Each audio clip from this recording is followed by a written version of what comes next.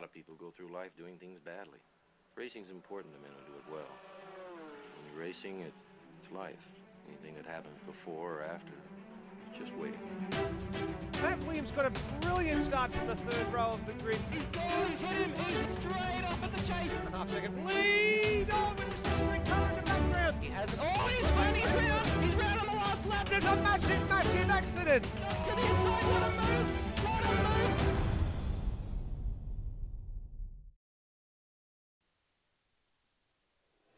Very warm welcome to everyone watching this evening.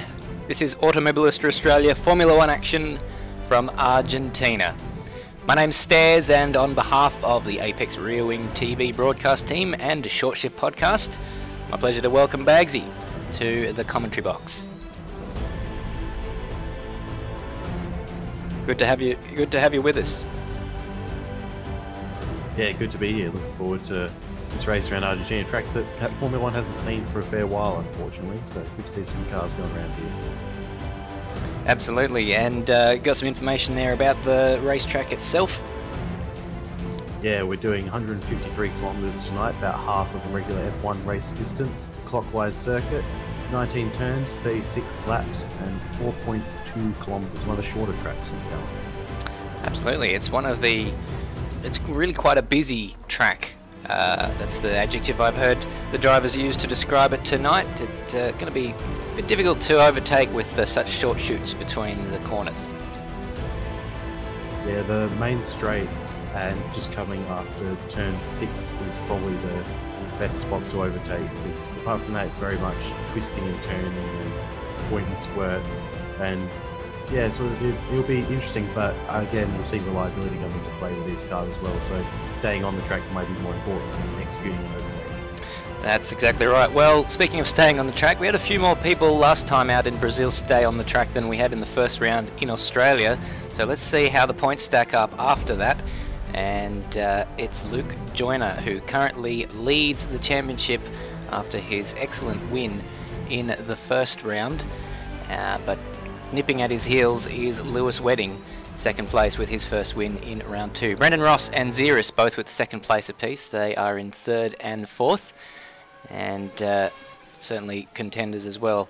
Nether and Scott Murrell, actually, we got word through that those positions were swapped around after the incident towards the back end of that race, and so that was something we got word of just before the start of the race, so the graphics don't actually reflect that as yet. Rob Dunn adds Matt Schwass and Cameron Costa 9th through 12th, and then we've got a lot of drivers who have competed but haven't finished the races yet and are sitting on 0 points, but rated as far as based on how far they got into their respective races. So that rounds out the points. Now we can have a little bit of a look at the at the practice results. The practice session is actually still underway, but Lewis Wedding tops the timesheets at the moment, but he doesn't have a massive margin over Ziras, Bagzy. Yeah, it's pretty close at the top, only 0.179 of a second. A bit more of a gap back to Heath Dixon in third. He's a second off the pace, but we'll see how it goes. We've got about 4 minutes left in practice, and then we'll be going to the qualifying session, which is where we'll really see people turning up the engines, or more importantly in this case, taking out the fuel, because a lot of the time these guys won't do quick qualifying laps, they'll try and sandbag a bit. That's exactly right. But we can certainly see already that the trend from Brazil is continuing through to Argentina, with the two at the top of the timesheets, Lewis Wedding, who's reverted to being called Lewis Wedding as opposed to John Newhouse, and Ziras there in second place.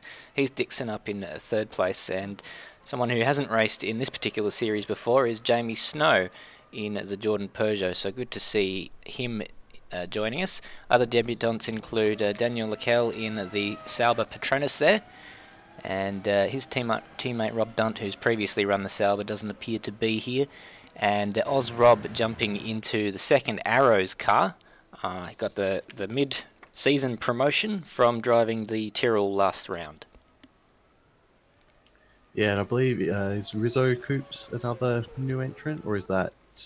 We had Rizzo Coops do some laps with us in Brazil. No, we did have him in Brazil. He's certainly come up to pace since then. He's still at the lower end of the timesheets, but he's a lot closer to the field than he was in Brazil. So good to see him on the improve.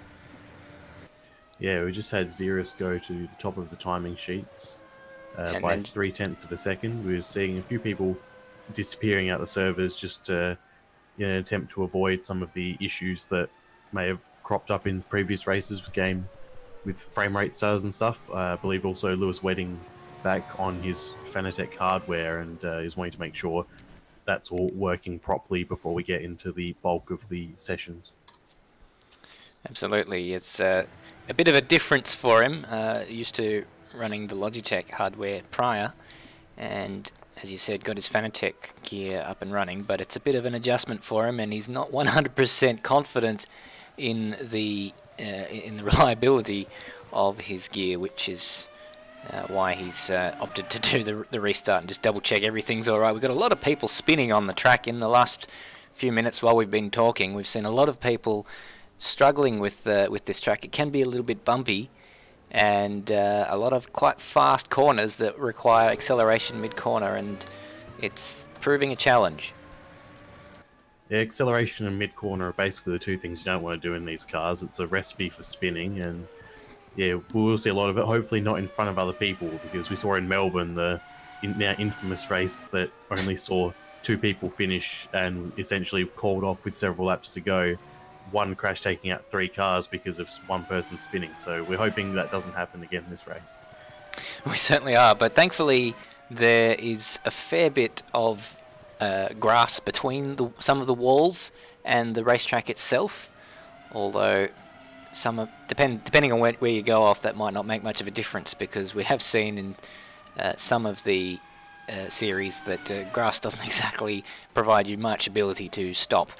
And so it may well be a case of going straight to the scene of the accident, but at least there is the chance that something could arrest your speed before you come into contact with the barriers. Yeah, you can only hope. It's grass here, especially in AMS Oz, not as forgiving as you might expect, and yeah, just a tiniest bit of the tire on the grass, all your traction goes, and your lap time and or race goes with it. Exactly. We've been now joined by Rob Dunt in the practice session there. He hasn't set a lap time yet, but that makes another 2-car team that will be fielding tonight. So to make sure that you're able to differentiate between him and his teammate Daniel Leckel, we've got the blue helmet, as you can see on your screen there, for Daniel, and Rob Dunt, if we can find him on the screen, has the red helmet. So number 16 and 17 apiece there, respectively. So that should certainly help to differentiate between them both.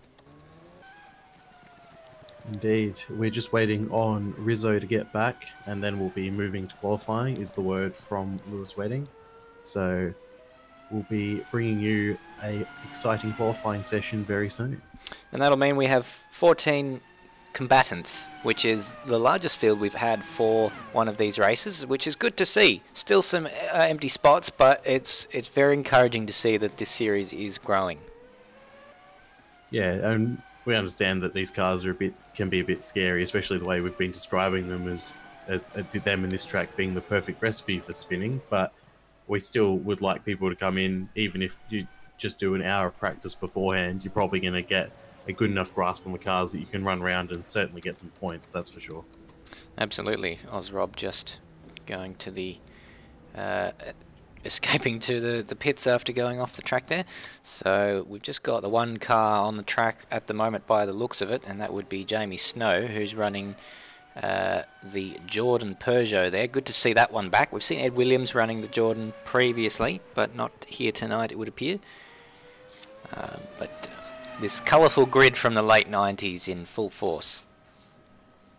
Possibly one of the best looking periods of Formula 1. Maybe just pipped by the 2000 to 2004 period, but that's sort of that's probably my favourite period, but this is close after. Absolutely. The other man to join us tonight is El Chifo Matt Scruff Williams. He's in the McLaren Mercedes that we've seen Cameron Costa and Andy Simpson running. but he hasn't turned a lap in practice yet, so it'll be very interesting to see how he goes, because no practice in these cars hasn't seemed to agree with with the drivers who've done it so far, so that'll be one to watch. Yeah, or potentially one to not watch if he's a bit too far behind. But yeah, he's very brave to come in without any practice. Hopefully he's done some at some point in these cars, but I know from experience how poorly it can go with no practice in these cars. In the ARW silly season, we had a run round in these cars, and it did not go well for me, to say the least. There you go. Well, that doesn't surprise me that that it didn't go well with no practice, and it certainly won't surprise me if Matt Williams has an enormous amount of difficulty tonight. Another man who rejoins us after being absent in the second round is Brendan Ross. Now, he finished second in the infamous round 1 debacle, but he picked up a handy 12 points for that, which means he's equal third in the championship with Ziras. Yeah, being there for that and finishing in that one race definitely put Ross and Luke Joyner, who's currently just ahead of him in 9th for this practice session, in good stead for the rest of the season, because it's not that long a season. It's going to be valuable points for the start. I believe it was 10 and 6 points, and a win's worth a lot more in this compared to other series, to be honest.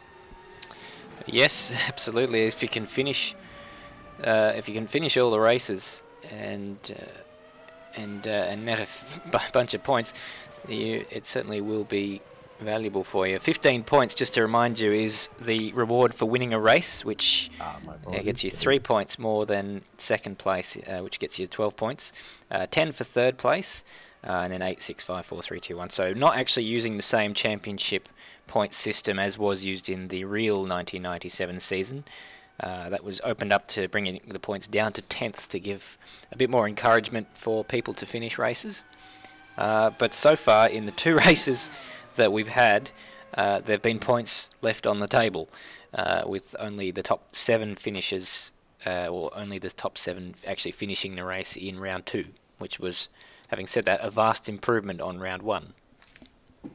I'm wondering if we made it that all the points went to the commentators, then more people would show up because they wouldn't want us to win the championship by default. But not a bad nevertheless, idea. That's quite that's quite enough of that thought. We're into qualifying now. Qualifying has been rolled into by Lewis Wedding, and we're about to see people turning the wheel in anger.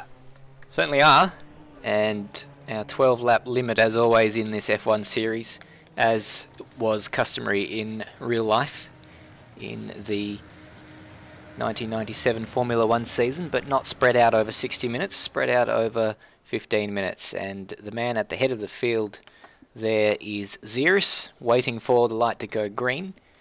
10 minutes this qualifying session, so not a particularly long time to get your 12 laps in, so one would think that they might split that up into multiple lap runs rather than just going out and setting 1 lap.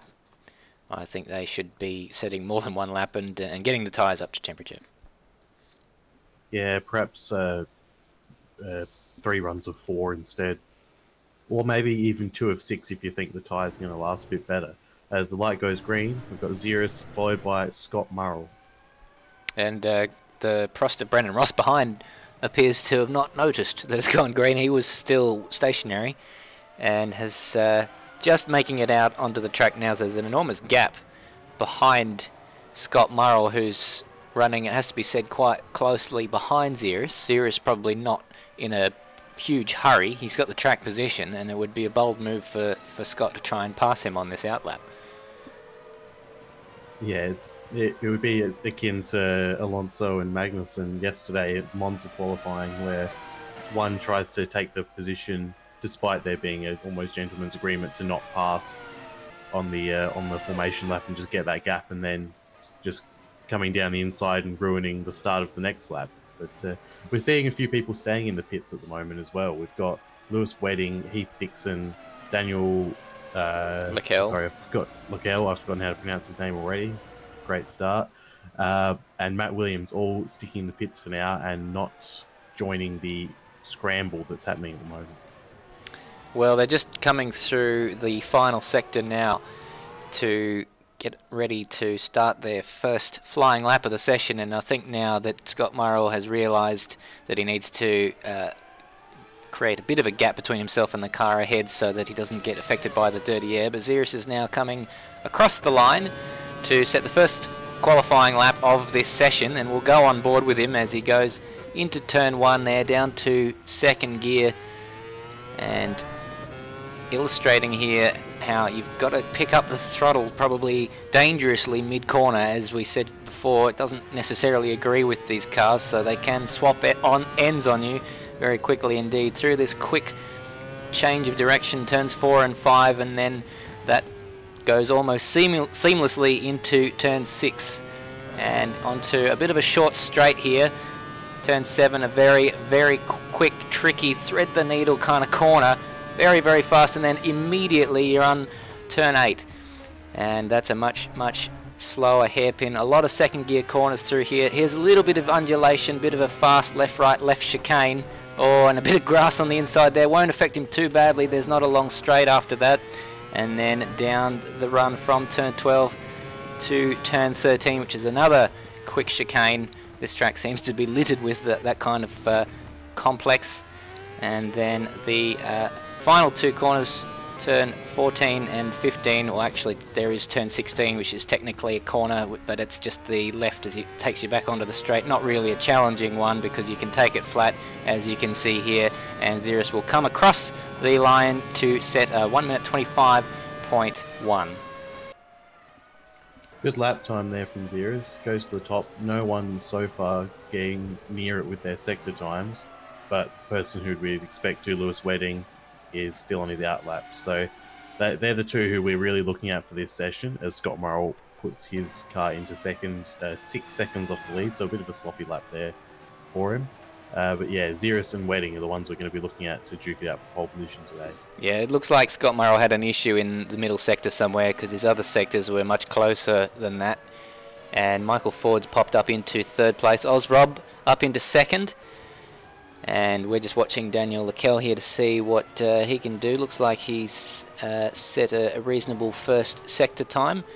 Other cars, Luke Joyner's jumped up into third place, so good job from him. Lewis Wedding's just about to start his flying lap. He slowed up a bit, got himself a nice gap, and he should be clear for his whole lap and not have to pass any slower cars.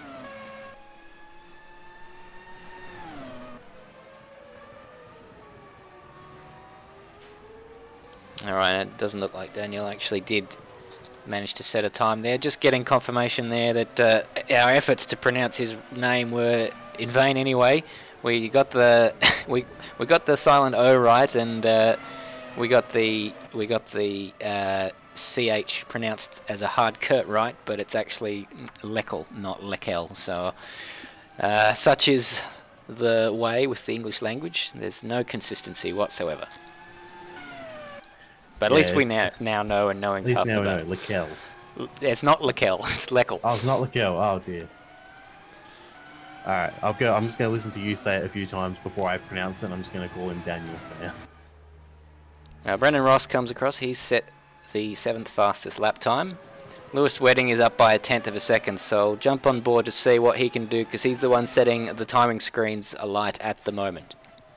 He's a 10th up through the second sector, and the final sector is very short, just the final chicane and hairpin, so we'll see if he loses any time. He comes across the line and sets a 1:25.2. He's 0.05 off. That's very close, so we've got ourselves a good old-fashioned duel for pole position in this particular qualifying session. So he lost it in the final sector by the looks of it. Just, yeah, about a 1/10 and a half off what Ziras did in the final sector. He basically matched him in the first 2 sectors, but Ziras looked like he was going quickly on another lap, but he must have made a mistake because he's just come out of the pits, but he was showing a pretty quick time in the first sector again until that happened. Yeah, there was literally hundredths between them for each sector, and it was just the last one that Ziras did slightly better.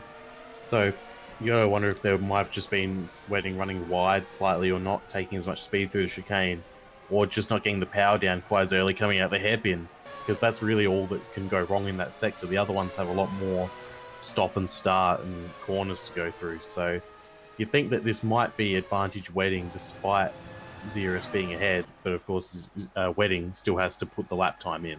We've got a lot of cars just coming out of the pits now, and that includes Heath Dixon and Lewis Wedding.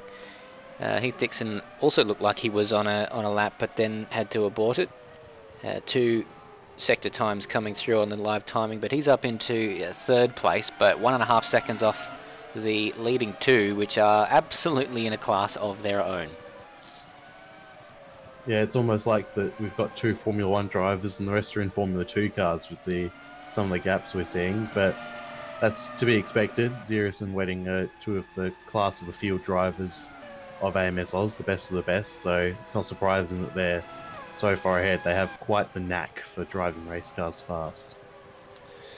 They certainly do. Rob Dunt has slotted himself into 4th place in a fairly sizable gap between Heath Dixon and Scott Murrell, and while I was saying that, Jamie Snow has jumped up ahead of Rob Dunt and into 4th place himself. Yeah, there are a fair few close battles looking down the field. We've got Luke Joyner and Scott Murrell, less than 2 tenths between them. Murrell himself is only 3 tenths off of Rob Dunt, so yeah, definitely going to be some jostling for the positions from 3rd down to 10th probably. And we've just got 2 minutes remaining in this qualifying session, so they won't get too many more opportunities. Ziras is currently 9 thousandths of a second up on his already provisional pole time through the 1st sector, so 32.47. We know Lewis Wedding did go faster than that on his lap where he lost it in the final sector, and I say lost it, he didn't lose that much time. It was only the merest of mistakes, a couple of tenths that cost him, and Ziras is slower through the middle sector, so only very, very small margins we're talking, but this is so consistent. I believe that was still a personal best sector for him. Well, that would be the gap to his pole time, so it wouldn't be a personal best sector. Never mind. So it's a 28 flat middle sector, but he's going to come across the line. What is it mustered in the final sector? It's not enough. He's lost another 0.5 tenth there. And whereas Wedding has gone purple in the 1st sector. Yes, so we've turned our attention to him. See what he can do. A 32.2, so that was thick end of 2.5 tenths faster than Ziras' 1st sector time. So it looks like Lewis Wedding may well have a reply to Ziras. Small lock up there though. That might cost him. He's 2 tenths up though, so you wouldn't think he'd lose 2 tenths from that small lock up. It's all going to be down to this final hairpin here. He gets it stopped, he turns it in. He waits and waits, puts his foot on the floor, little wiggle there, but off he goes towards the line. You've got the feeling it's going to be faster. He crosses the line in a 1:24.9, first into the 24s, and pole position, provisional pole position for Lewis Wedding. Well, he's done it by 2 tenths of a second, so Ziras, what can he do in response? He's not really been fast enough in the 1st sector. He's 3 tenths up as Heath Dixon and Nether both set personal best lap time, so Heath Dixon further cementing his position in 3rd, and quite a margin to Jamie Snow in 4th place, so he's the only other man within a second of Lewis Wedding at the moment. Time has now expired, so this is Ziras' last hurrah as he comes up the line. He was 2 thousandths down on his personal best, and he's given up on that lap. Well, Lewis has gone purple again, and this is for pride, because and he's given up on that one as well, but he did a 32 flat in the 1st sector there, so stamping his authority by 4 tenths of a second just in 1 sector. So that's quite remarkable. The only other cars left on the track, Ozrob, Daniel Leckel, I should say, has finished in 8th place. Luke Joyner's not on the track. Scott Murrell, pretty much everyone else in the pits by the looks of it. Rizzo Coops coming across the line. What can he do? He improves on his PB by 17 seconds, so one would think that's his first representative lap time. But only 2 seconds off Brendan Ross. That was a much larger gap in the last round, so it is a law of diminishing returns, but at the moment it's a stratospheric improvement from him over the previous round. Ozrob may be able to jump Daniel Leckel here. He's only 4.5 tenths behind if he can find that. as he comes across the line. He has not quite done it, only 1/10 up on his personal best. And that's the last man across the line as far as I can see. Yes, everyone else has finished and everyone else is in the pits. So Lewis Wedding, your pole sitter, and that probably doesn't tell the whole story, 0.2 of a second. He has a bit of time up his sleeve, I think. And great job for Heath Dixon up in 3rd place, Jamie Snow in 4th. Yeah, it's a bit close further down the field as well. We've got Luke Joyner and Scott Murrell separated by 1/10.5. Same with Brendan Ross and Michael Ford. Osrob and Lukel only 2/10 as well. So we should see some good battles down the field as well. We certainly should. So that means that we're going to roll off into our warm-up session. Now this is generally the period where the drivers get their briefing, and that means it's probably time for us to have a quick break while that happens. And on the other side of that, we'll bring you all the action from Argentina. A lot of people go through life doing things well. When you're racing, it's life. Anything that happens before or after, just waiting. It's lights out and away we go. It's a great start from Sebastian Vettel. Wink up off the inside. They run, but the Red Bull Racing man has got through. The champion's done the job. They're all gone. They're all gone. Tander's off. McLaughlin's off. Make room. Richard Petty and Dale Earnhardt. There's another 7-time champ. Jimmy Johnson wins his 7th NASCAR Sprint Cup championship.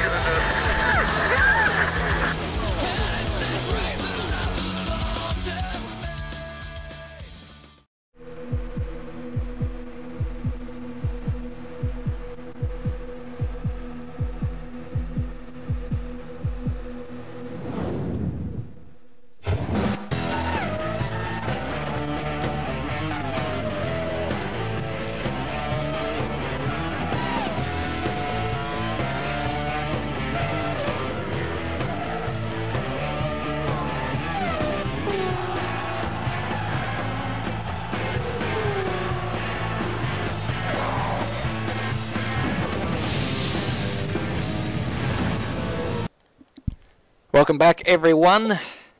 Still no action on track as the briefing continues, but Bagzy, what are your predictions for the race? Well, I'd say it's hard to predict anything other than Wedding or Ziras winning, but as we've seen from the previous races, people can make mistakes and technical failures can happen, especially with Wedding on new hardware. Ziras will obviously be pushing to keep up with Wedding as well, because Wedding seems to have the edge. So it's out of those two, I would say Wedding will win, but my outside one is Rob Dunt keeping it on the track and making it all the way through to the victory with people in front and behind falling off the track. Big call. We hope Rob Dunt has a better race than he's had the previous 2 rounds. He's had 2 retirements so far, and we saw that spectacular crash in Brazil coming up the start-finish straight, which unfortunately put to an end of quite a strong running for him. Yeah, it was a very unexpected crash as well, sort of, but not much you can do about it now. He'll just have to put it out of his mind and try and not do that this round, as we're seeing some movement in the pits, so potentially the briefing is done. I just think that's Scott Murrell who may have been moving there, or potentially not. Yes, it was one of the Williams is nosing its way out into the pit lane, and if I can just see the number, we'll be able to tell. Unfortunately from this, there we go, it's number 4, so that is Scott Murrell. Lewis Wedding in the number 3 Williams there. But not going any further than his pit box by the looks of it. Just enjoying the ambience of the pit lane. Exactly. So we wait to see whether any other cars decide to venture out onto the track. But from what we've heard, it could be quite a marginal race from the point of view of both tyres and fuel. Got word through that they're burning around about 6 litres a lap, which equates to roughly 18 laps. And that means that there might be a little bit of fuel and or tyre saving required to make this a one-stop strategy, because of the warm-up lap, which will burn just that little bit extra fuel. So if they can make it to that magical 18 laps for the first stint, then they should be able to make it on one stop, but anything short of that and it's going to be a struggle. Yeah, obviously safety cars also have the potential to shake up that as well, but fuel saving is probably going to be the order of the day to make it on that. Unless you're very, very careful with your foot on the loud pedal, you're going to be burning through a lot of fuel on this track because there's lots of stop and start, so you're having to use that fuel to get your momentum back again and again. So there's going to be a lot of lift and coast to manage that fuel saving. It's a good point, because although this track has 16 corners, which is quite a lot considering the length of it. 16 corners is a fairly common number of corners for a Formula 1 track, but not for a track as short as 4.2 kilometres. Yeah, well, I think Melbourne has a similar amount of corners, but it's closer to 5.5 kilometres if I'm remembering rightly. I may not be. That's exactly right. Yeah, I think it's about 5.3, but 16 corners for Albert Park, so over an extra kilometre. Yeah, and especially with Albert Park, a lot of those corners are long and flowing, where these ones, they do flow, but they're a lot tighter, and you're doing a lot more lock to lock, as Scott Murrell has a bit of a spin on his outlap. So I'd say the driver briefing is certainly done. Oh, another one. Yes. He's really he's really putting those rear tyres in their place with those. But yeah, it seems like the driver's briefing has concluded. We've got Murrell, Ziras and Snow out on track, I believe. And Brendan Ross also not doing his rendition of Swan Lake like Murrell is, but looking like he's just getting a bit of a feel for the track. It's a different time of day to what we just saw in the oops, it's just going off the track there. In the qualifying session, it was a little bit more midday. Currently, the server time in there, I think it's about 9 AM roughly, and the track temperature of about 27 degrees. Just seeing Ziras practicing some pit-ins, which is pretty crucial at this track because of the interesting nature of the pit entry. As you're coming down to the final hairpin, it's a very violent right-hand turn, and it's quite easy to miss if you're not careful and you're not prepared for it. And you've got to be careful following a car, because if they're on that inside line, there's a good chance they're pitting, and so they'll have to hit the brakes, and you do not want to run up the back of them, which is something that I think would have been addressed in the driver's briefing. We certainly hope so. We saw pit entry at Brazil wasn't a huge issue, but we saw Ads come unstuck with the pit exit. He was doing quite well until he just went straight on in that tricky pit exit at Interlagos, and immediately had to retire from the race with the loss of his wheel. And unfortunately, well, I don't know that if that means he's not here tonight, but he isn't here tonight, which isn't probably as a consequence. It's just unlucky. Yeah, I think it may potentially be some people might not have arrived due to Father's Day being today as well. Happy Father's Day to all the dads out there. I know several of the people in this race have put aside or have asked for their Father's Day present to be some uninterrupted time to race cars, which is always good to hear. Oh, absolutely. And what better present than a son can give his father as to let him do his own thing.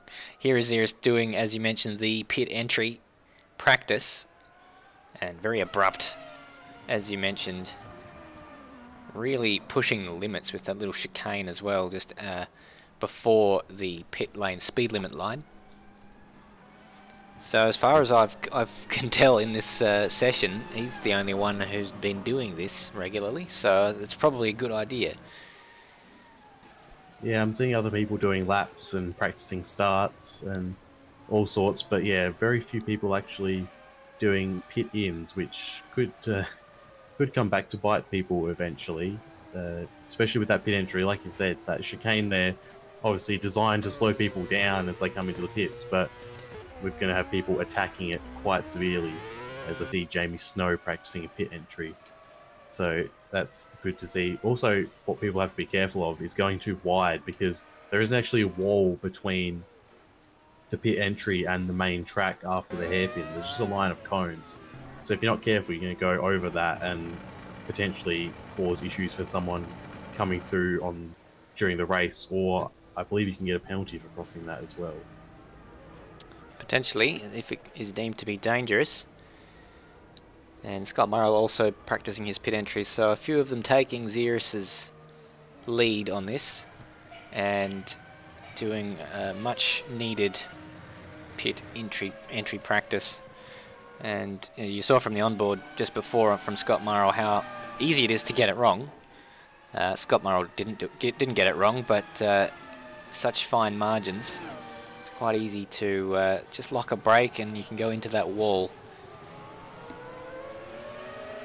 And yeah, extra damage is not what you want as you come into a pit stop, as we see Nether and Lewis pitting together. So that'll be valuable information for Lewis as well, because he's obviously a lot faster and more confident than some of the other people in this race. So he needs to know that if he's behind someone, he can't just absolutely go for it, and also has to be careful following them in, because he might not be at a pit box. He might be at a pit box further along than the person who's coming in behind.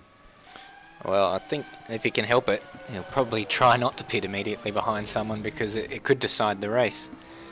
And here's Brendan Ross doing it now, so they're all practicing their pit entries, so that leads me to believe that it might have been addressed in the briefing to practice this, so that they don't have any issues with it during the race. The chicane actually probably serves as a bit of a deterrent to speeding into the pit entry, because you have to slow for the chicane, and then it's just a matter of pressing the button, and you won't be battling to get the speed down before the line like you might in somewhere like Interlagos or Monza in the WEC series last round. True, but you know that these guys are just going to try and push the limit as much as possible, despite there being a quite clear obstacle for them. They're going to be trying to get every bit of speed before they get that line. Absolutely. Well, everyone's now back in the garage because the session time has elapsed, and we're just waiting for it to tick over into the race session itself. So here's your pick for the race win, Stairs. We heard mine. What's yours? Well, I just have that sneaky feeling that that Wedding's gremlins might get the better of him. So in that regard, it's easy to say Ziras, but with a marginal one-stop, Ziras, who knows? Anything could happen. So let's put a Heath Dixon surprise as my pick. That's something that I'm sure will, like many of my predictions, won't come to fruition. But it's fun to think about what might potentially surprise us tonight. It's one of those hard things to guess, motorsport, and especially in an environment that we have, we don't just have the potential for driver issues, but also the potential for network issues, computer issues. I believe Brock Harvey in the V8 supercar race may have had about 3 different things update on him, which prevented him from attempting the start of that race, if I'm correct. Yeah, there was various things, including steering wheel drivers and something else, and he wasn't the only one on Thursday night who couldn't make the V8 supercar race due to technical issues. So you're right. Thankfully, it doesn't seem to have hindered the number of cars taking the start, but hopefully it doesn't take any one during the race. We've got 14 cars looking at the live timing screen, which incidentally you can follow at liveraces.amsoz.com. The link in the description below at the bottom of this video. So if you want to follow along with all the action as we are following it, as the cars begin to grid up, that's your point of call. And Ziras and Lewis, the wily old foxes, they haven't taken to the grid yet, saving just that little bit of fuel, and who knows, half a litre or whatever that you burn sitting on the grid like this could well be the difference between a one-stop and a two-stop. Yeah, it's a game of millimeters and milliseconds. So every bit saved is a little bit more to help you win as they start the formation lap. That they do, and we've said it before, and we say it again. Here it is, the pole sitter. Here he is, I should say. Your pole sitter is Lewis Wedding in the Williams Renault. Behind him is Ziras in the Lola Ford. We saw he got off to a fantastic start last round in Interlagos. Can he repeat that tonight? Behind them, Heath Dixon in the Arrows Yamaha lines up third. And we've already had a DQ. We'll come to that, unfortunately. Rizzo Coops unaware that you can't exit the pit lane on a red light. And that's meant he obviously hasn't made the grid in time. And it looks like he's getting a reprieve because the session has restarted. And I have to say, Rizzo Coops very, very lucky indeed. Didn't make the grid in time and then drove out of the pit lane before the light went red. That's happened to a couple of times to a few other people, and they haven't restarted the session. So I can't imagine he'll get a second bite of the cherry with that one. But he's got a reprieve tonight. He's on the grid now, though, that's for sure. He's definitely made sure to be there now, has Rizzo. It seems Lewis Wedding is a more generous series organizer than Brock Harvey or Matt Williams, who have no mercy in comparison. So Lewis Wedding being quite nice there and restarting the race using his admin powers. So Rizzo will get to make the start, which is very nice. I guess we hadn't got too far in, so it's not the biggest issue. No, but I don't see it happening a second time. Now he knows, and everyone watching this will know as well. Had it happen a few times, but we'll go back through and pick up where we left off with the grid. So as we mentioned, Heath Dixon starting in third place. Next to him will be Jamie Snow in the Jordan Peugeot there, starting out of fourth place from Rob Dunt, ever consistent qualifier in the Sauber Petronas car there. First of two Saubers in tonight's race. Scott Murrell in the second Williams there, number 4 in 6th place, and behind him is Luke Joyner, the current championship leader in the number 5 Ferrari. Daniel Leckel, the second Sauber there, number 17, starts out of 8th place, and behind him is Ozrob in the second of the two Arrows cars. He can be differentiated from Heath Dixon by the navy blue helmet there, and Heath Dixon with the white bars on his black helmet, the Damon Hill helmet, that one. Nether starts in 10th place for a Benetton Renault there, and behind him is his teammate Michael Ford. Now they have very similar cars, but they can be differentiated by their helmet colours. So Michael Ford with the lighter coloured helmet and Nether with the darker coloured helmet. We'll just wait for him to pop into frame. There he is. He's got the black top. Brendan Ross in the Prost Mugen Honda there starts in 12th place in the in the Prost. Rizzo Coops, the lucky Rizzo Coops, should buy a Cross Lotto ticket after tonight. He starts in 13th place in the Tyrrell Ford, and Matt Williams, a bit of smoke there. I think that's not from engine, I think it might be from burnouts. Matt Williams. I believe Rizzo almost ran up the back of Brendan Ross and had to get on the brakes quite sharpish. There you go. I can't imagine Brendan Ross would have been too happy with him being allowed to take the start if that had happened, and then subsequently ruined Brendan Ross's race. But that is the grid, and they're now coming around to form up on the start-finish straight. Lewis Wedding backing the field up, doing a little bit of a burnout, getting some temperature in those rears. So the inside line for the pole sitter, which means that Ziras will have the grippier side of the grid, but he'll have to go around the outside if he wants a better start than the pole sitter Lewis Wedding. Yeah, although the outside, if he can hold it around there, does become the inside for the next set of corners. So see how he goes there as they finish lining up. Yes, so they just waiting for the McLaren of Matt Williams to line up, and it looks like they are all lined up. Here we go. We've got the lights for the third time in this Formula 1 series. They are underway here in Argentina, racing, and it looks like a good start for Jamie Snow off the side of the screen. They're coming around the outside of Ziras, who's been swamped because the arrows of... I was going to say he was swamped, but the arrows of Heath Dixon backed out of it, and he went side by side with Lewis Wedding did Ziras, but he's lost out here to Corey Ott, beg your pardon, to Jamie Snow, driving the car that Corey Ott originally signed up for, and Jamie Snow with a barnstorming start, already challenging Lewis Wedding for the lead of this race. But here he goes. Sorry, Ziras going up the inside of Snow, but nothing doing. It was a brilliant start from Jamie Snow and Heath Dixon. Heath Dixon ended up being the worst off in that melee, or not melee at the start, but the start where they ended up 3 wide at one point. And Jamie Snow is all over the back of Lewis Wedding, but Ziras is angry and wanting to get that place back. He sure is. What a start from Jamie Snow. Looks like everyone in the back has got through the first sector of this race unscathed, which is great to see. Other big movers, well, nothing. They're pretty much as they started there. Michael Ford has got up ahead of his teammate Nether, and they're all concertinaing up there. They was lucky there wasn't contact, and Jamie Snow has gone a little bit deep, and that has allowed Ziras up the inside as they go down to the final corner. And will Ziras be able to outbrake Jamie Snow? Yes, he will. And, oh, we've lost Heath Dixon. Heath Dixon spun around on the infield. He's going to lose a lot of positions there. That's very, very unlucky. We'll try and capture a replay of what happened there, as they are all bunching up behind as Lewis Wedding crosses the line to finish the first lap of this race. Here is Heath Dixon losing it around the final corner. Just got on the throttle too early, Bagzy. Yeah, we said it all through practice and qualifying. You get on that throttle too early and around you will go.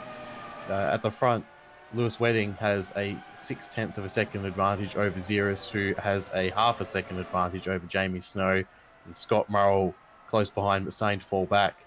We've had Michael Ford and Matt Williams both jumped up 3 positions off the start, so that's a good job from them. They have done quite well, although Matt Williams has been passed by Daniel, and we've got the 2 Benettons also fighting down the field as well. Yeah, so a bit of an inter-team rivalry there, with Nether dropping the position to Michael Ford after out-qualifying him. He'll be eager to get that one back, and after he did finish on the track in Brazil with the podium, but then that was reversed after the race, after the incident with Scott Murrell as they came up to the line. And they've got ahead of him the Arrows of Oz Rob, who is now the leading Arrows, with Heath Dixon spinning out of what was 4th place at the time. Yeah, Heath will be kicking himself for that. Really, all he needs to do to get a good position was stay on the road, and he's buggered that up in the first lap. So, yeah, won't be very happy with that. We've just seen Wedding go fastest, and then Ziras immediately eclipse it by 0.02 of a second. So they're about as close as you can get at the front. They exchanged fastest sectors as well. Yes, so Lewis with the fastest sector in 1 and 3, and Ziras in sector 2. So I wonder if that is a nod to any setup differences that the two have. We know that they had fundamentally different approaches to the race in Interlagos, with Ziras running the harder of the compounds of tyre and Wedding with the softer compound of tyre. But maybe Lewis is just pacing himself in this race to get to lap 18. Yeah, and potentially it could be a difference in strategy. We think that they're going to go for a 1-stop, but if people are iffy about the 1-stop and they've gone for a 2-stop, that means they'll have less fuel and will be faster at this stage of the race than the people who are planning a 1-stop. So we'll see if that comes into play later. Also, Scott Murrell appears to have made a mistake. He's dropped to 5th place, and Rob Dunt has got ahead of him. Yeah, Rob Dunt running strongly in 4th, but already 8 seconds off the leading trio, with Jamie Snow hanging on to the Lewis Wedding and Ziras battle for the time being, about 2 seconds adrift. And we've got a ding-dong battle over 7th still. That Wedding's had a lock up into the first corner. Sorry to cut across you there. So the gap has dropped down to less than half a second now. See if we can pick up on that. And that'll be something that he won't want to do too much of if he's trying to nurse those tyres through for a 1-stop. Excuse me. And Ziras will look at that and think, excellent. It's easy to lock up into that corner. We've got Michael Ford having a look at Ozrob going into the hairpin. He's decided to back out of that one though. We've got 4 cars within a second and a half of each other. Heath Dixon has caught back up to the 2 Benettons and his Arrows compatriot.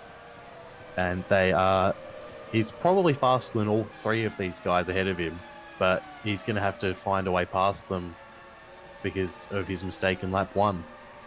Yeah, 2 arrows, 2 Benettons, and a Sauber. And Osrob's... Oh, we've got to move on here with Heath Dixon going down the inside of Nether, and that was a nice move. Yeah, just braked a bit later, had the better run off the previous corner as well with Nether running wide, and now we have Benetton arrows with the Sauber of Daniel Leckel coming into it now as well. He's right up the gearbox of Netherrealm there. Yeah, Heath Dixon. Whoa, that's deep, that's deep, that's deep, that's a big crash!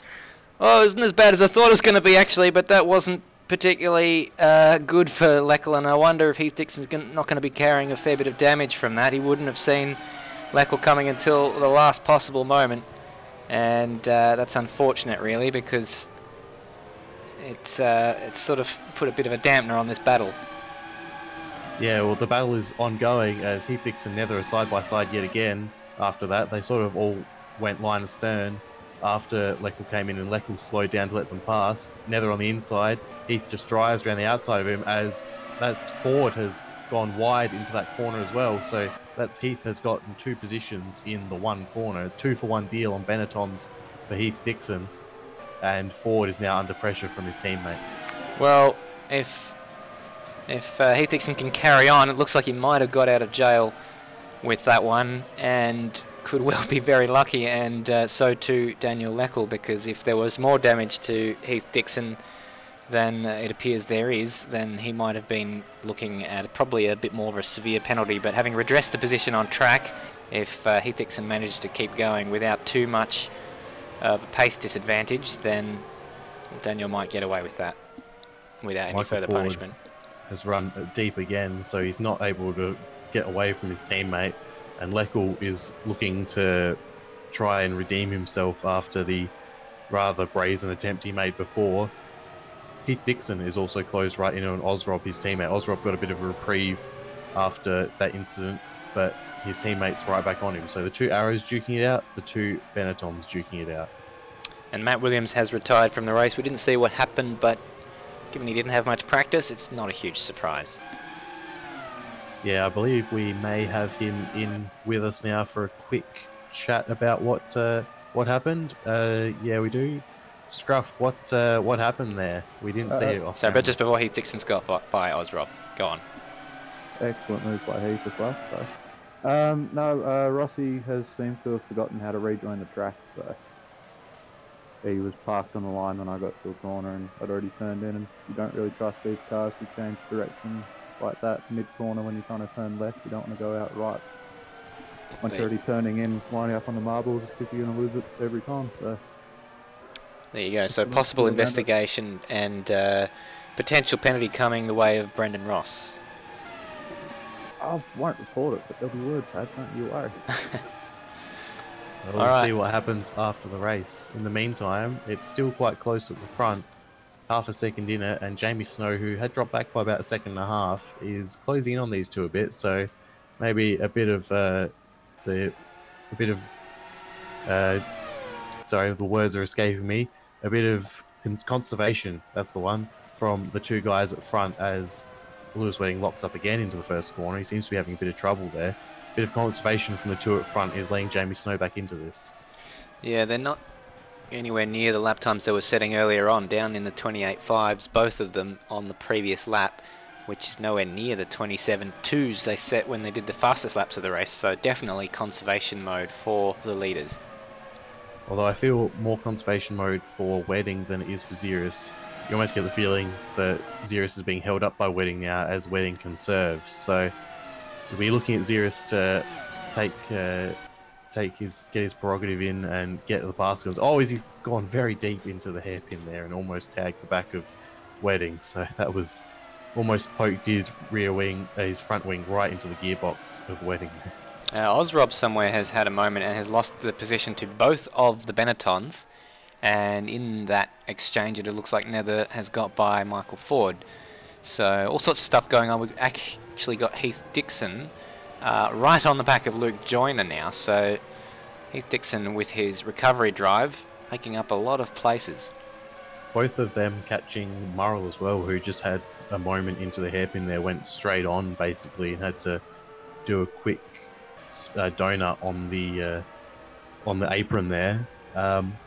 So still 5th for Scott Morrow. We've had Brendan Ross retire. Luke Joyner as well. has locked up and hasn't quite allowed Heath Dixon around the outside. Heath Dixon was probably a little bit tentative there, worried about Luke rejoining the track unsafely, and has retained the position. Anyone of our eagle-eyed viewers out there who was watching the timing screens probably just saw it spaz out a bit. Michael Ford was briefly up into 4th place, and now he appears to have retired from the race. So it looks like he's spun somewhere and is now the latest of the retirements of this race, adding to Brendan Ross, who also appears to have retired, and that makes it three DNFs already. Yeah, 3 DNFs, which is unfortunate as Luke Joyner has gone wide, championship leader is wide, and Heath Dixon is through. So that is Luke Joyner down a place, back to where he started in 7th place, and Heath Dixon still on his charge to get back to the podium where he started. Still a long way for him to win this race if my prediction is to come true, but we'll see what sort of a difference he can make on the gap between himself and Scott Morrow. Scott Morrow appears to have had a few off tracks. Oh, and speaking of that, he's just had another one just then. So he's struggling with that Williams at the moment, because he was closing in on Dunt at certain parts of this race, but he's just had one too many mistakes, and that gap has opened up. Heath has made a mistake as well, because Joyner is back in front of him to the tune of 3 seconds. We'll see if we can catch a replay of it, and there it is, going off. Can't quite tell which part of the track that is at, but it looked like just a simple outbreaking himself moment there. So Heath Dixon has got the job to do all over again on Luke Joyner, and had he not made that mistake, he probably would have been right on the tail of Rob Dunt, or Scott Morrow, I beg your pardon. Rob Dunt's a bit further up the track. I've been keeping an eye on Lewis Wedding, and he's been having a few moments into the harder braking zones, into the final corner. Daniel Leckel's just going up the inside of Nether. Leckel's finally made that move stick. He's been behind Nether for 3 or 4 laps now, so as he has a moment as well. He's gone very wide, so Nether gets that place back. He's going to be behind Nether for another 3 or 4 laps by the looks of it. Yeah, that's not what Leckel was after there, so let's see how it goes. Heath is coming back up to pass Joyner again for the second time. He's closed that gap in quite successfully, and looks like he might have a go into the hairpin here. He's turned to the side, he's broken early, he's basically got on the grass there. Not the best turn in from Heath there. Yeah, he's just misjudged it slightly. Almost looked like he got spooked and didn't know whether Luke had seen him, and just sort of drove on the grass to avoid Luke, and it looked a bit silly when Luke left the car width there for him. So he'll try again, and I think the way that he's driving is probably going to pressure Luke into another mistake. He did come from a long way back there, Heath, so he maybe decided it was more prudent to go onto the grass instead of taking that risk. Wedding's still leading, but the gap is still less than half a second. It hasn't really gone past that for the whole race, and yeah, Wedding just seems to be like he's under pressure. He's using his tyres a bit more, seeing lockups here and there into the first corner, the last corner, and the corner that he's currently going through now. Well, here we go. Daniel Leckel's trying around the outside of turn 1 on Nether here, but Nether defended the line and managed to keep Daniel behind him for the time being. He'll want to close the door as they approach the series of left-handers. Oh, and that's a big moment! That's a big moment for Nether. Just got in too deep onto the marbles, and round she went, and was very lucky not to tag Daniel Leckel as he went through there. So Nether loses the place there, and he'll have to get going pretty quickly because Ozrob is coming up at a tremendous rate of knots. Daniel Leckel up into 8th place. Yeah, just ahead of them, just ahead of before that happened between Leckel and Nether. Heathy finally got past Luke Joyner for the second time, so he has got that place back again. Good clean move. Yeah, it was a good move, and hopefully we'll not lose that again. The next person up the road for him is Scott Morrow, about 5.5 seconds up the road. Yeah, so Scott Morrow, he's been lapping in consistently. Wedding taking a very different line through turn 3 than Ziras, and Ziras getting very, very close to him. And we'll just catch a replay of that and see if we can see the moment there. It almost looked, I think actually, rather than a normal line, it almost looked like Lewis got a little bit deep there and just checked up on on mid corner, which almost caught Ziras out. Yeah, we just saw Rizzo getting off the line there for the leaders, which is very good there, as Daniel Leckel sets a personal best for himself, a 1:30.8.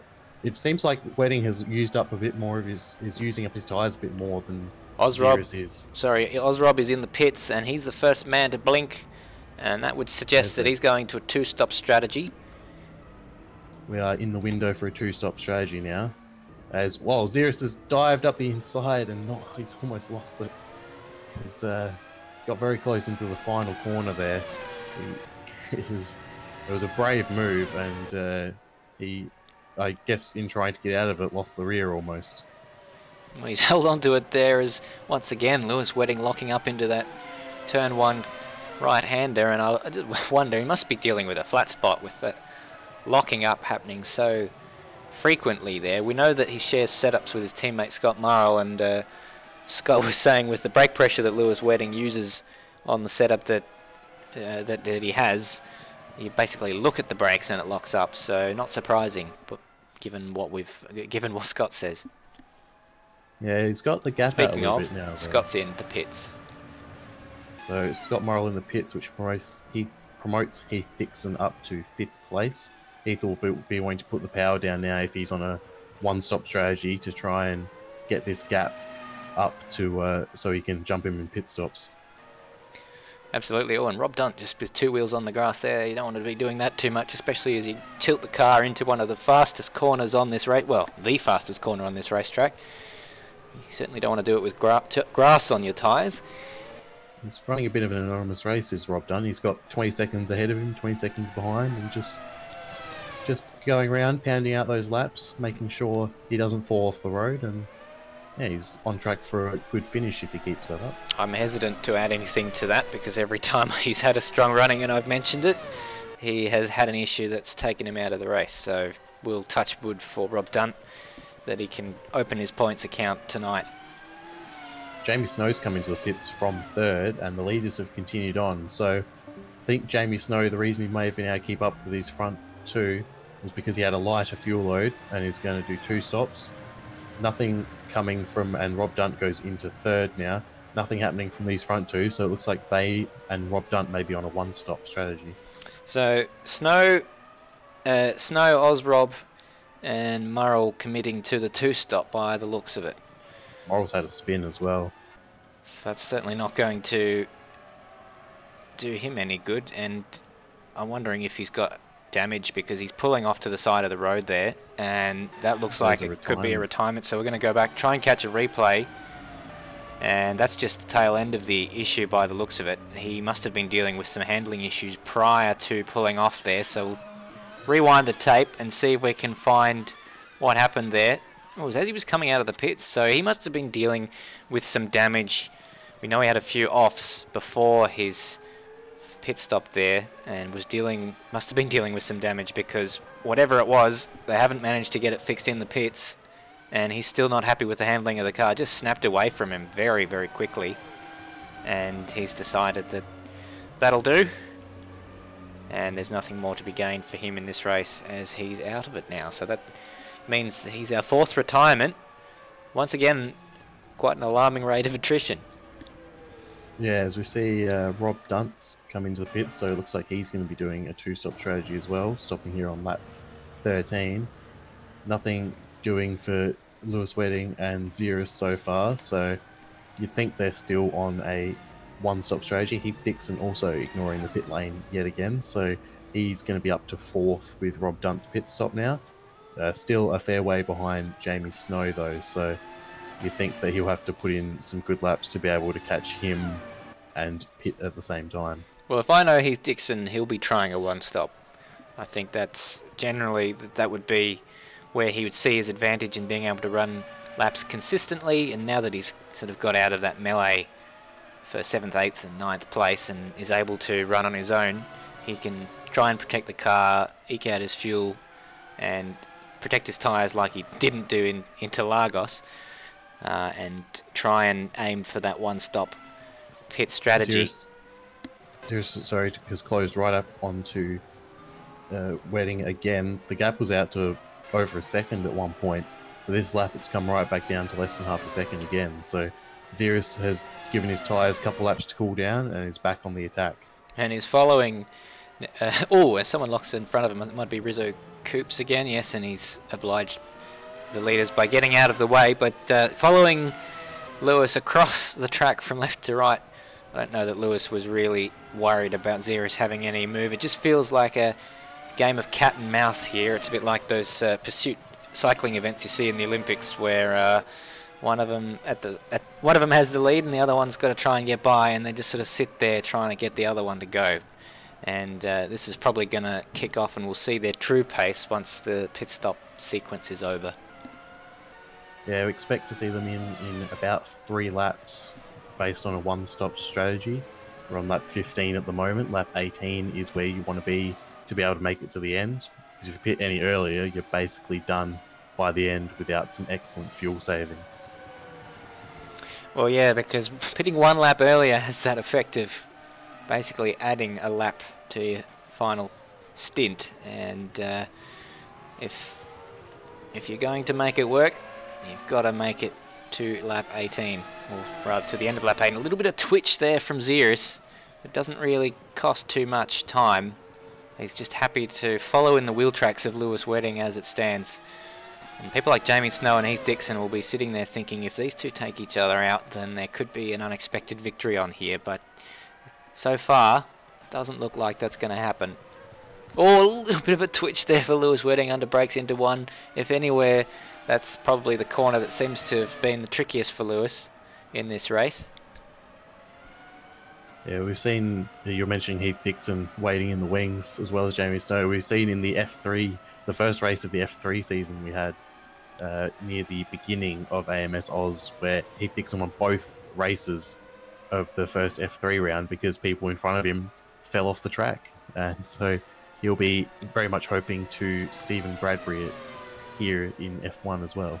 Well, the battle between Jamie Snow and Heath Dixon, which isn't a battle at the moment because they're nowhere near each other on track, but we know that Jamie Snow will have to make another pit stop, and Heath Dixon's only about 13 or 14 seconds behind him, so Snow will be quick at the end of the race and coming up hard behind Heath Dixon. But if Heath Dixon can make that one stop work, oh, huge moment there for Ziras, and manages to save it.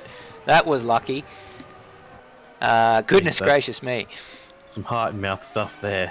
Let's try and catch a replay of that. We're going to go on board with Ziras as he comes out of the... Just got a little bit early on the throttle, that's all it was actually.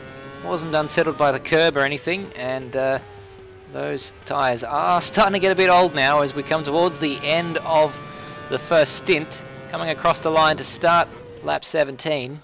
That's a couple months off of Ziras' life right there. Yes, he would have been hard in mouth, but he lives for another day, and in fact has closed in on Lewis Wedding with that, so maybe a warning to both of them. Lewis might have seen that in his mirrors and thought, geez, that could quite easily happen to me as well. Just looking at the rear tyres of Ziras compared to Wedding. Wedding's rear tyres are down to less than 20%, whereas Ziras's are still up above 50, so potentially a different tyre option as well, one going for the harder and one going for the softer tyre. Luke Joyner is in 5th place at the moment. He's got Rob Dunt for company. In fact, Rob Dunt's just fallen off the back of him actually. When we caught that shot just a few sentences ago, he was right on the back of Luke Joyner, but on different pit strategies. Yeah, Joyner going for a 2-stop strategy. Actually, no, I believe they're both on the 2-stop strategy, are they not? Joyner has come in, has he? I might have missed that. I don't think he has. So Joyner's on the 1-stop strategy. Yeah, you are correct. That's what I thought. So that could work out quite well for Luke Joyner there.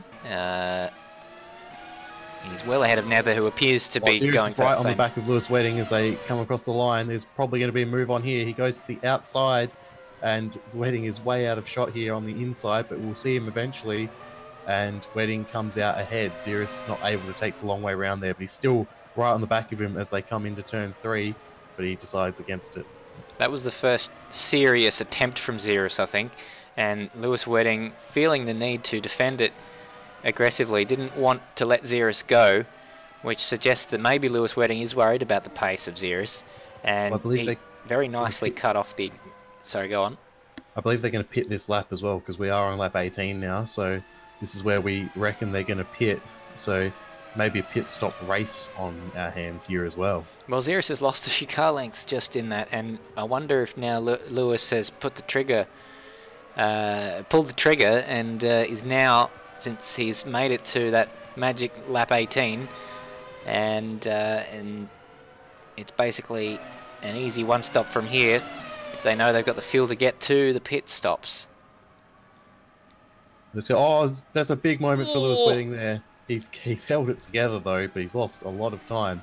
They're also coming up on Nether as well, as they both dive into the pit lane. So we are going to have a pit... Oh, he's wide! Wedding's wide! On the pit entry, and through goes Ziras into the lead. What a remarkable feat! So Ziras' practicing of the pit lane entry has worked out a treat, and Lewis Wedding coming unstuck at a crucial moment. Wedding has the closer pit box, so that's good for him, but Ziras is much further down the lane. They're both up on the jacks, tyres being changed. It's a race between the mechanics. Fuel is going in, and this will get them to the end of the race. Wedding is off. We're just waiting to see when Ziras gets going. Ziras is off as well. Ziras comes out of the pits in the lead due to a mistake from Wedding on the pit entry. The tyres screamed enough at the very death, and Ziras is going to come out in the lead. Advantage Ziras. Remarkable stuff. But there's still half of this race left to go. Given the way they managed to make it to 18 laps plus a warm-up lap on the field there, they shouldn't have any trouble with fuel. Tyres may well be the deciding factor, and it may have already been the deciding factor in Lewis Wedding just making that small little error. In fact, he made a couple of errors in the final sector that allowed Ziras to be close enough to capitalise on that mistake from Lewis Wedding, but now he's got past, he's got to stay ahead if he wants to win this race. Heath Dixon's come in as well in 4th place, and he's going to come out and stay in 4th place because Rob Dunt's only just coming through the final corner. Interesting little twist to this tale is because Jamie Snow's on a 2-stop strategy, he is about 2.5 seconds ahead of Wedding and Ziras on used tyres and also on slightly lower fuel though. And he's probably not coming in for about 4 or 5 laps, so there's every chance that these two will be trying to pass him as well. And if Ziras can get past Snow and then Wedding is unable to, or vice versa, that could be the race right there, just on not being able to get past traffic for position. Well, it's any permutation you can think of could be a possibility here. We also saw Luke Joyner come into the pits behind in the back of shot when we saw Heath Dixon exiting the pits, but already Ziras moving to the inside to defend because Lewis Wedding has the outside and has got a run on him. He's going to try and drive around the outside, and that gives him the inside for the next corner. Ziras isn't able to cut that route off. Lewis Wedding goes through into the lead of this race, but he's got to get it stopped on the marbles there, and they're side by side. Just a little error allows Ziras up on the inside, but that still gives Lewis Wedding... Oh, he had to... I was going to say I was going to give him the inside for the next sequence of corners, but he was just out on the marbles a tiny bit, and that has allowed Ziras back through. So racing in anger has begun, ladies and gentlemen. Brilliant wheel-to-wheel racing there as Wedding has another run as they come down to the hairpin here. Not able to do anything with it though. Just side by side for basically the first 6 corners. It was brilliant stuff and didn't even touch in the slightest. You could fit a credit card between their wheels just, but there's some very good racing from these two, as we expected, really. It certainly won't be the last of that. I wonder if they will eat their tyres up too much by doing that sort of thing. Lewis will probably breathe for a few more corners and launch a second attack. Oh, look how much he closes up under brakes. It was actually a bit of a mistake from Lewis Wedding there and has lost quite a few car lengths as a result, which gives Ziras the breathing room for this particular lap. Won't be replicating the sort of feats they did last time around here. He's still And closing in Ziras- on Jamie Snow despite all this battling as well. It just shows the raw pace these guys have. Yeah, fresh tyres, but they do have a full fuel load on board now to take them to the end of this race.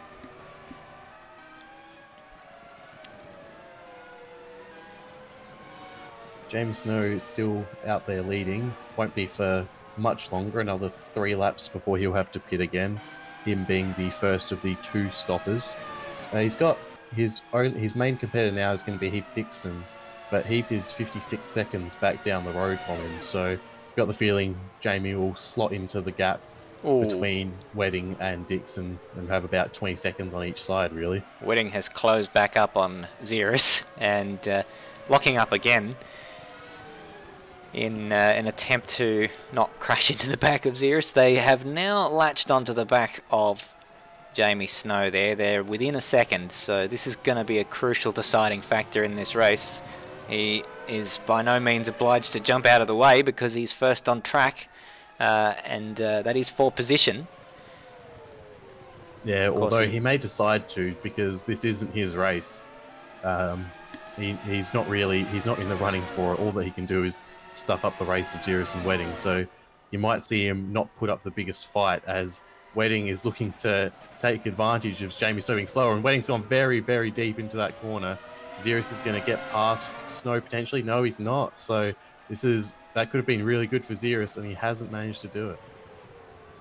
Apologies to anyone on the stream experiencing any jumpiness. We're trying to get on top of that. The upload going all over the place on my end, so apologies for that. We'll try and get that fixed so you can catch this battle, but Ziras will want to get this job done on Jamie Snow very quickly indeed. Yeah, and he might have a go coming into the hairpin after this quick right-hander. He's absolutely latched onto the back of him. He's late on the brakes. Jamie Snow's given him the room. Is Ziras going to be able to get the power down before him? It looks like he has, but Jamie Snow's going to have how much of a fight Jamie puts up to Wedding now that Ziras has passed. Yeah, so this could prove a decisive break if Ziras can now take advantage of this. It's a tricky period of the race because he still wants to make sure he ekes his tyres out to the end and doesn't push them too far, but at the moment Jamie Snow, I think he's going to let Lewis Wedding go here. Lewis Wedding has the inside to the next corner and there's no reason to fight it any harder, and that means that Ziras has only ended up with about a 1.1 second break at the lead of this race, which Lewis, considering the pace we've seen him have in during this race, he should be able to come back at Ziras.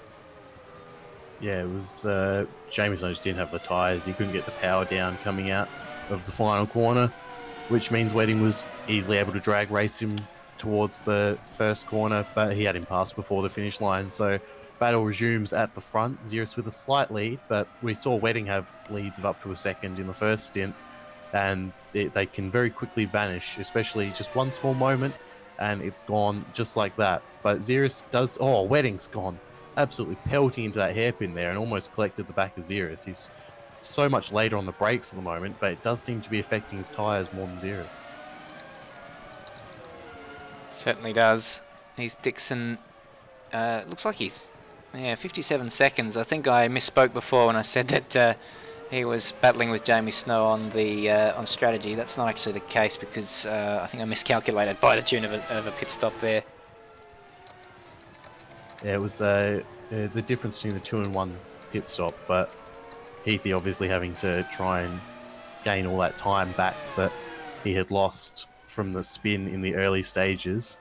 Probably going to rely on a mistake from Jamie in the pit stop or in the lead up to it as he's on his worn tyres. We're on lap 24, so probably start to see those 2 stoppers come in very, very soon. As we've got Wedding once again braking much later than Ziras, but he can't make anything of it at this point. He's going to need to be a bit closer to Ziras to manage that one. Coming up on a back marker as well, that is the Sauber of Rob Dunt. So Rob Dunt, 5th place, goes a lap down, doesn't give the leaders too many. Oh, Ziras has had a big moment there. That's going to give Lewis Wedding the advantage as they come down to the hairpin. Lewis Wedding is going to try to go to the inside of this fast right-hander, and he's managed it. So that's a small mistake from Ziras. Ziras going to cut back to the inside. He brakes later. Ziras has the inside for the hairpin.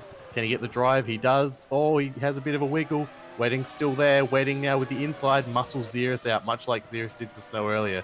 Good driving from both of them there. Absolutely fantastic battling there. Unfortunately, due to the technical issues we're experiencing, we didn't get to show it to you the way we would have liked to, but thank you for calling that, Bagzy. Well, I guess this is a bit of a radio show while we try and fix these issues, but it was great racing from the both of them. Yeah, it's going back and forth. Wedding still using a bit more of his tyres than Ziras, but now has the advantage. He's got half a second on him, so it is now in the head by Ziras. Jamie Snow just behind them, but with a stop still to do.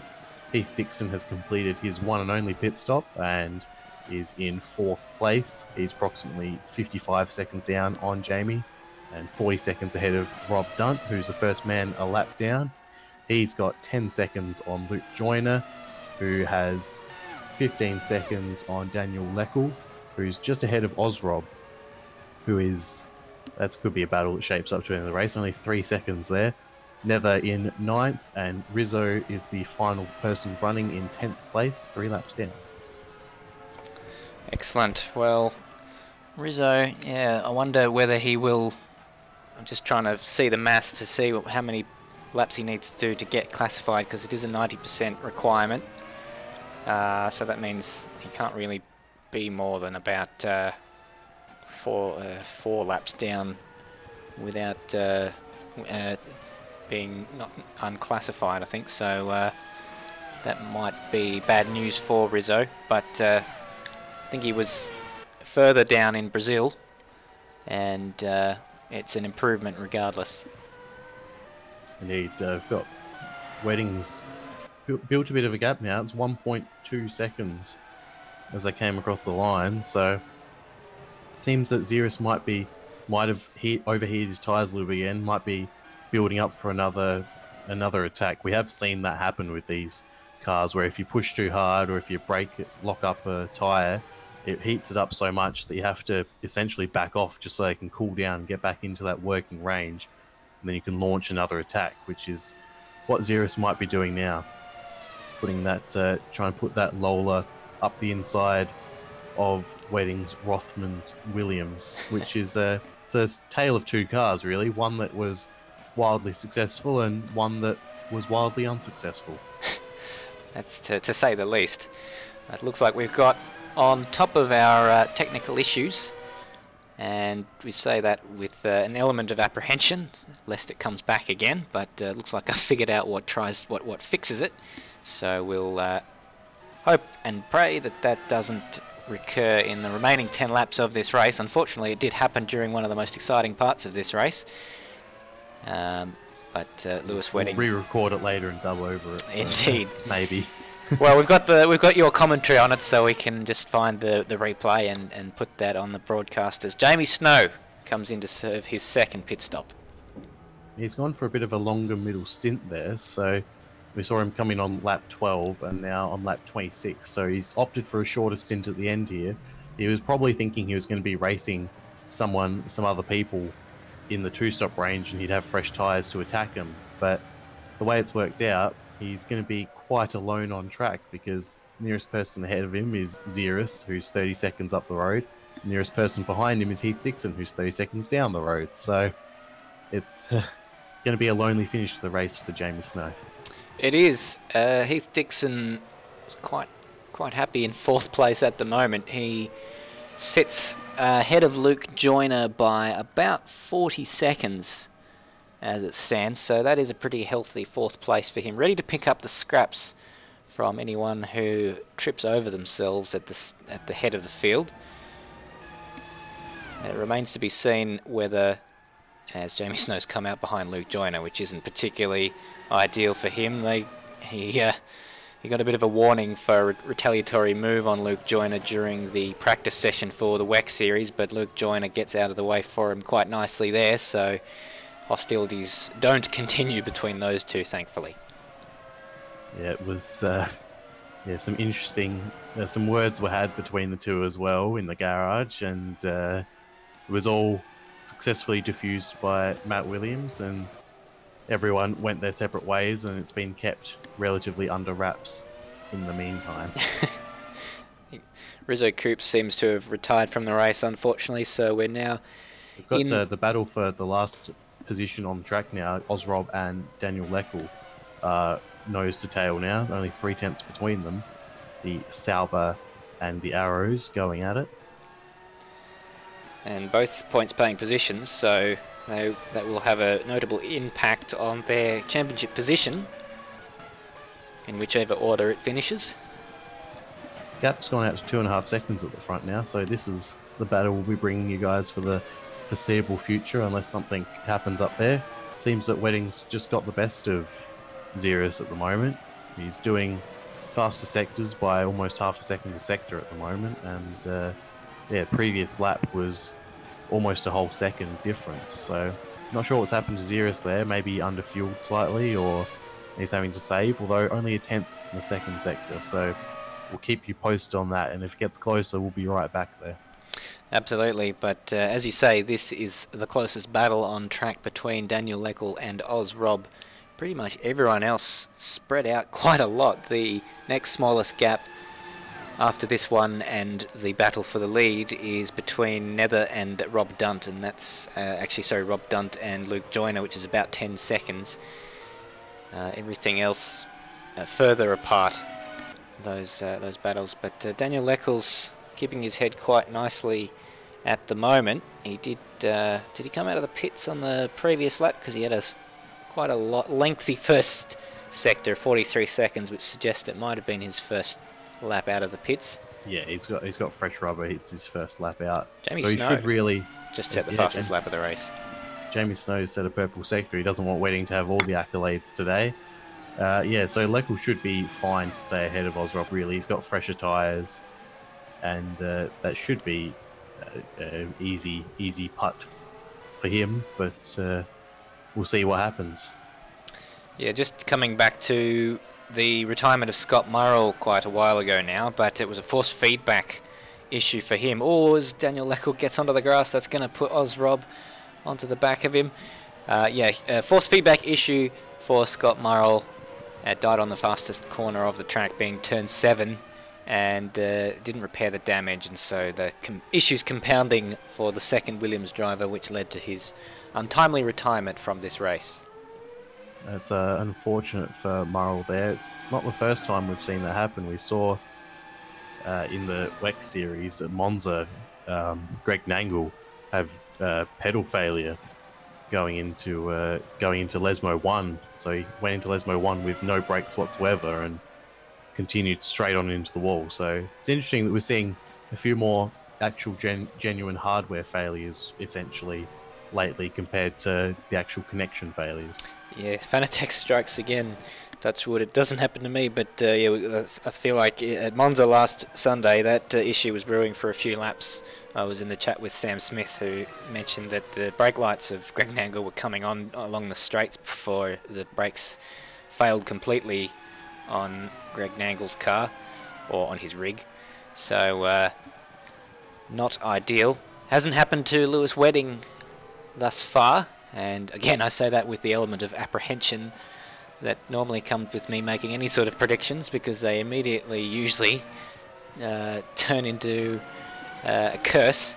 But he seems to have broken the spirit of Ziras. He's pulled out to about a 3.5 second advantage, and Ziras on the previous lap was nearly a second slower than him.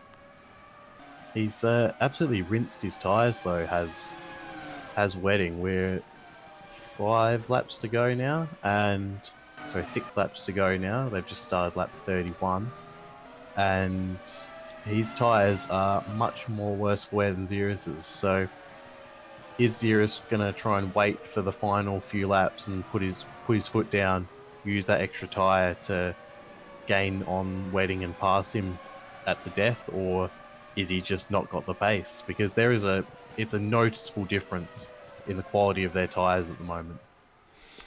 Well, it's time will tell. On this lap the gap has remained steady, so maybe Ziras is playing the long game. He doesn't have an awful lot of time left in this race to do anything about Wedding, if Wedding has indeed cooked his tyres, but I mean, the sector times look okay. It's a 33.6 for Lewis and a 33.4 for Ziras. So Ziras, although quicker in the first sector, is not taking huge chunks out of him. But now Lewis Wedding has traffic to contend with, so one of the Benettons up ahead of him. Benetton of Nether, I believe.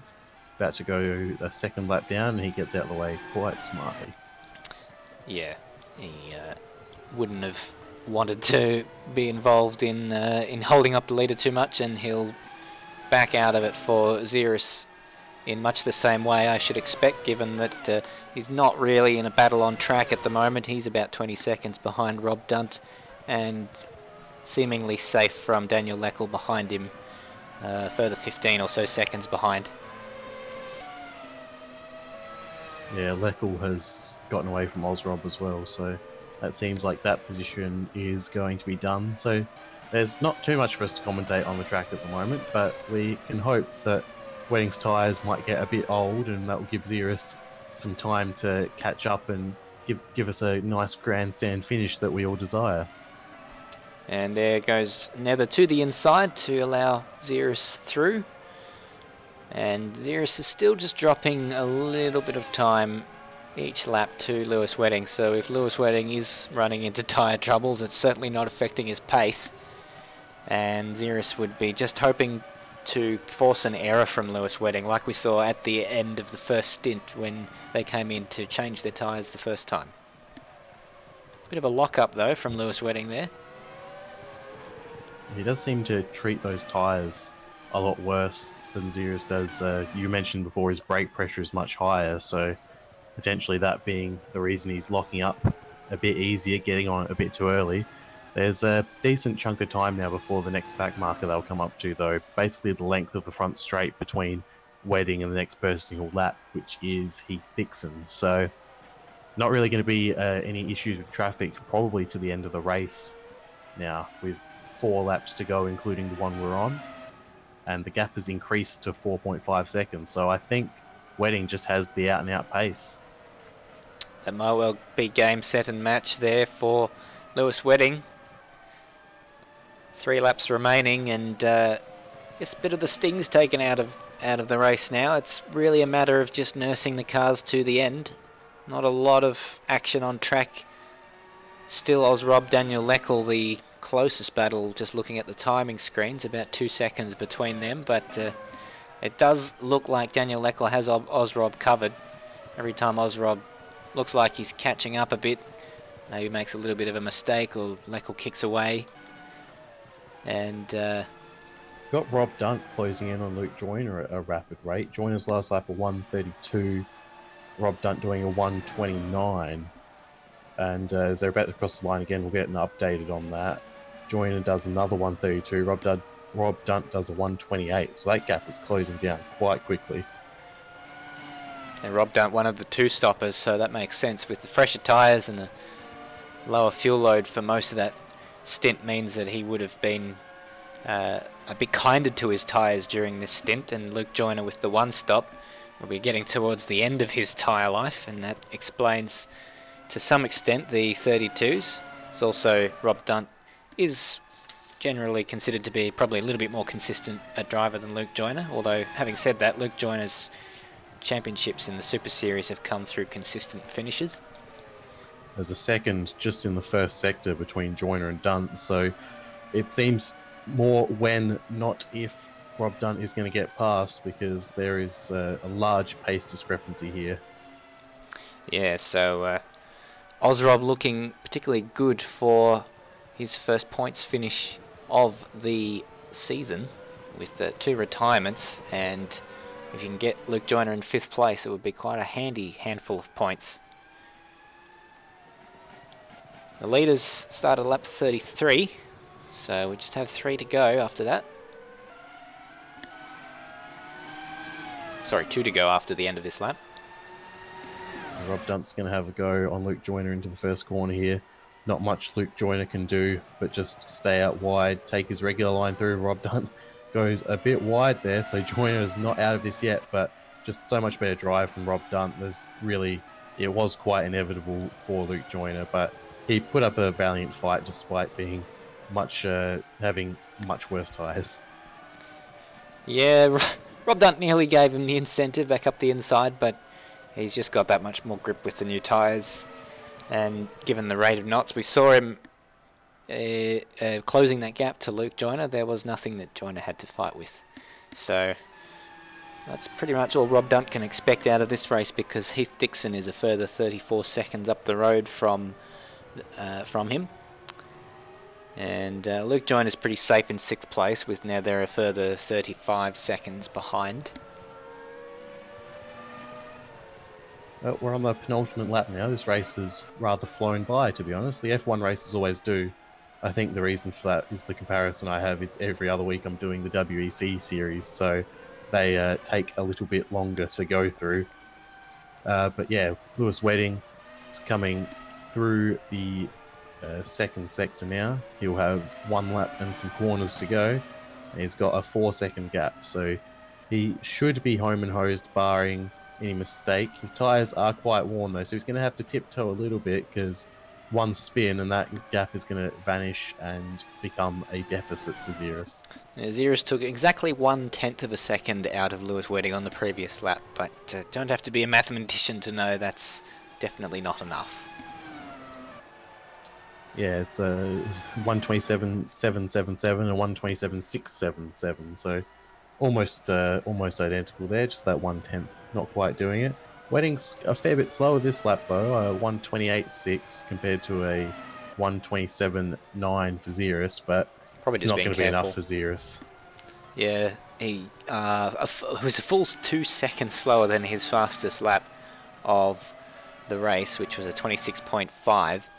But I would suspect that he's just going to nurse at home, treat that throttle pedal like there's an egg under it that he doesn't want to break, and not make mistakes like he did towards the back end of the first stint.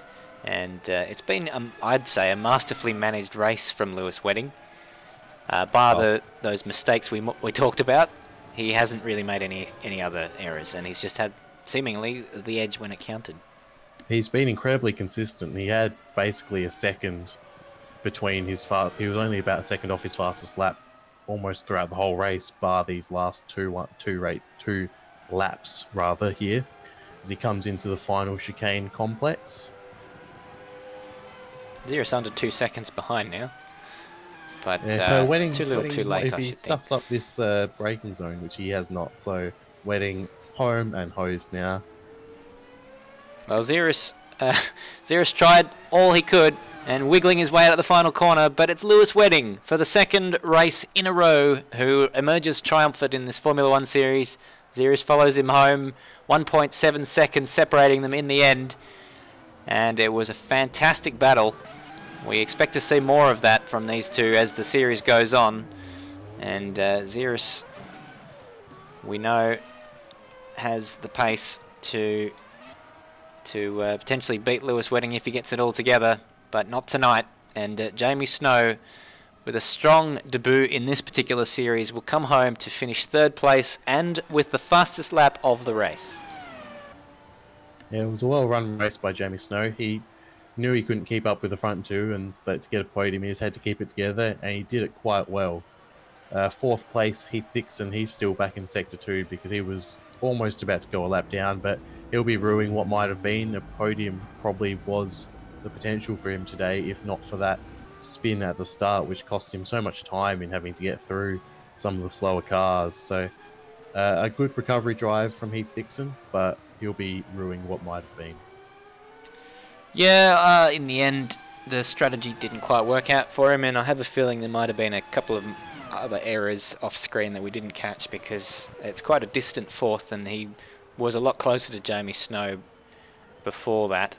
So I think either he realised he wasn't able to make a challenge for the podium, or made an error and was happy to settle for 4th once he realised that it wasn't in jeopardy from Rob Dunt, who has finished his first race for the series and opens his account with a strong haul of points in 5th, and Luke Joyner with another good finish in 6th place from Nether, who is the first of the guys 2 laps down. Daniel Leckel and Ozrob rounding out the finishes tonight. And we've been joined by Jamie Snow, who finished on the podium tonight in his first race in the Formula 1 series. How did that go for you, Jamie? I felt like I had a pretty good race, actually. I definitely felt like I had pace. Not quite enough to make the two-stop strategy work, but definitely happy with how the race went. Well, we saw that you had a fastest lap in the race, so that's certainly something to hang your hat on. How did you feel when you said that? Oh, it felt pretty good, actually. I did plan to definitely push a lot harder in that final stint as well. But yeah, when I found out I got the fastest lap, I'm like, well, I might not have been able to win the race, but, fastest lap's a good consolation prize. Certainly is. A great podium for your first race with these cars. The man who finished second, Ziras, you gave Lewis Wedding a race for... it was under pressure for basically the whole race, but we saw the change of position coming into the pits, and you had been practicing that pit entry. Correct. I wasn't really hoping for anything going into the pits, but I saw he broke way too late, went deep and took the opportunity. It was really good. Well done to Lewis for winning. It was a heaps good race from, I think, both our perspectives. Absolutely. It certainly gave us plenty of excitement, but once he got by you in the second stint, it didn't really look like you had an answer for him. Yeah, we discussed end of the race. He made a couple of changes in the pit stops and woke himself up, and I just I couldn't keep up for the second stint. So yeah, I don't know what he does, but it's something to think about. Something to think about indeed, but certainly know that you're going to keep him honest for the rest of this series based on the last two efforts that we've had from you. Yeah, I hope for a win as well. Exactly right. Well, Lewis, tell us from your perspective about that race and how you saw it unfold. Oh, well, I mean, obviously got a great start, got away well, and obviously stuffed up into turn, I think 3 or 4, broke a little bit wide and had Jamie gone inside of me, but thankfully kept a hold of the lead. But aside from, I think, my first proper time lap, obviously the pace just dropped off.